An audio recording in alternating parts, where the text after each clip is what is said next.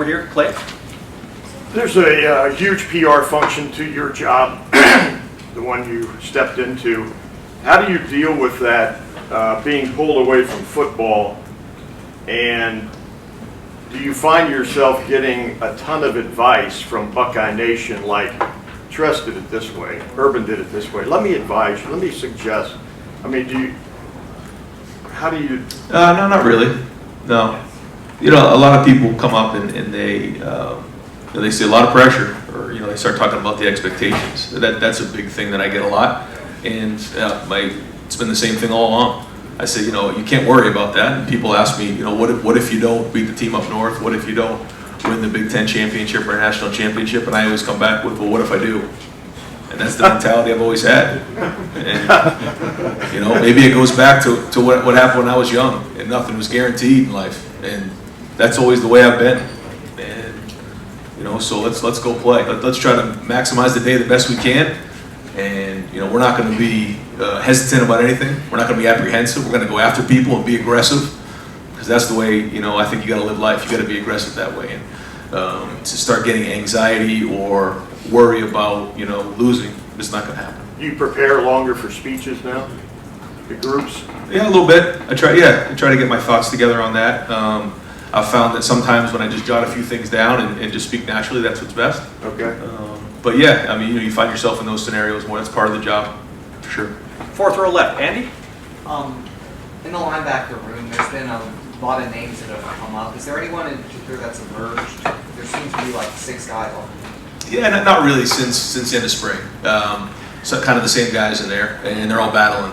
And we've got a lot of players there. We got some good depth and with a lot of experience. And they're a hungry group now. I mean, they've read things. They're ready to go, and they're hungry, which is fun to be around. I mean, there's not a lot of smiles on their faces right now, which you like, as a coach. And so, I think we're going to see some great things from those guys this year. You mentioned earlier, June is a lot about building camaraderie and chemistry. Is there any position rooms in particular that have stood out in that regard? No, I wouldn't say one position group more than another. I mean, when you really go across the board, we kind of went through it today a little bit, went through each group, and they're all pushing right now. They're all going.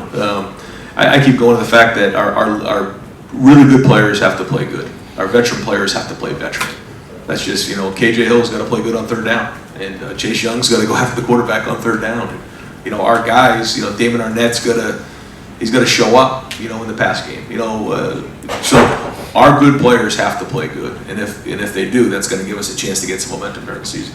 Over here to far right, Tony. You just said your good players have to be good. How confident are you that JK will get back to his 2017 form? Yeah, he's one of the guys that has to play good. I mean, you just hit a major pressure point right there. I mean, he has to play good for us, especially in the first 6 games of the year. And so that's been a challenge for him. Tony has challenged them. I've challenged them. Kevin Wilson's challenged them.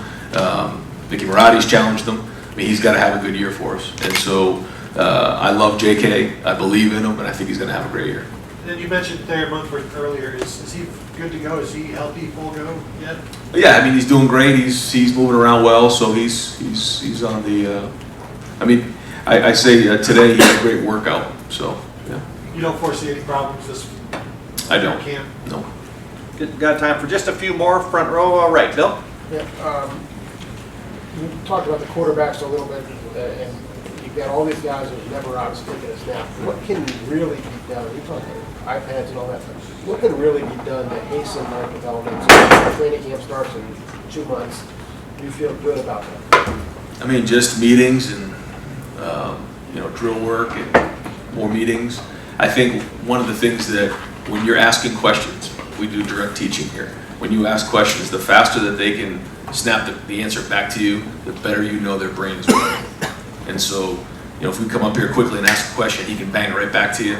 You got a feeling like the more quarterbacks you're around, you get a feel that, all right, he knows what's going on. If there's a hesitation there, what do you think's going to happen during the game? He's probably going to be a little slow. So we try to quiz them, we try to ask them questions, those kind of things. And not only are they new, but Mike's obviously new. How much of a challenge? How much does that add to the challenge if everybody's doing this? Yeah, I mean that is part of it, but I'm still a big part of it as well. So it's not like I'm just walking out of the room. And so we have daily discussions, and I'm part of the meetings, but anytime you have somebody new coming in, they have to be trained and they have to learn it. But Mike's quick and he's really sharp. And just a housekeeping thing, could you go through any injury updates, any roster changes, anything like that? I don't have any roster updates right now. Right next door, Tim? Oh, me? Yep. Brian, you discussed actually in the spring, you did bring up the idea that you thought maybe one tweak to the transfer portal thing might be a limit of 2 guys, signing 2 guys per.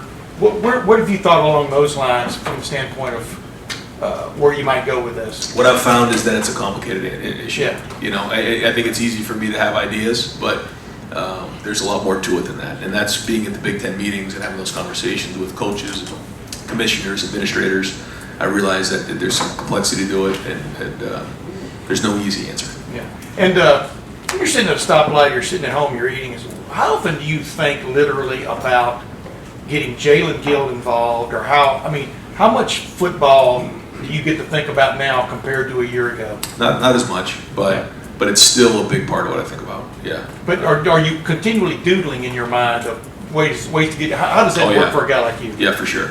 Yeah, I mean, when I go to bed at night, that's what goes through my mind is what is this going to look like? Because to say it's going to look like it did last year, that's foolish. You know, there's so many different bodies in there. There's a bunch of guys we're replacing and new personalities with new skill sets, and so how do we maximize those guys? And the answer can't be just like last year because that's how we've done it. It doesn't work.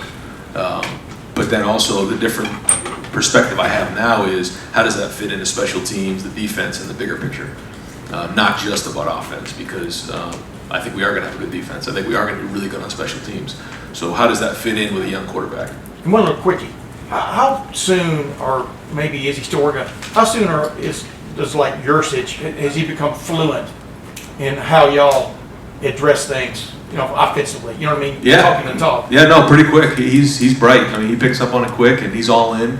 Sometimes when you have some older guys who've had some experience, well, this is how we did it. And he hasn't been that way. I mean, he has good ideas. He brings things up, and he'll show us ideas of things he's done. But he's totally bought in, which that's really, really important, especially at the quarterback position. So. And final questions, front row, Joey? You mentioned communicating with guys when they're coming in. What did you communicate with Better Hope as far as quarterback competition in their system? Yeah, that he's going to come in and he's going to get reps with the ones and he's going to compete for the starting job.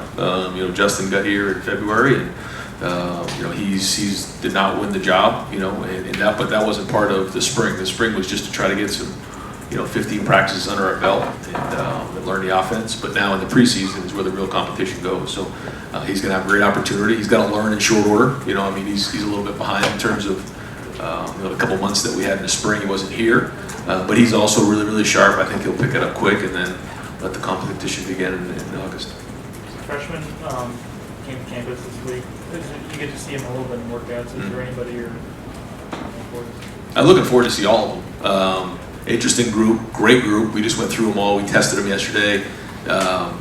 Has a chance to have some guys that make some impacts, but in order to, get an idea who that's going to be, it's so early. They just showed up today. So, but very excited about them. Very interesting group.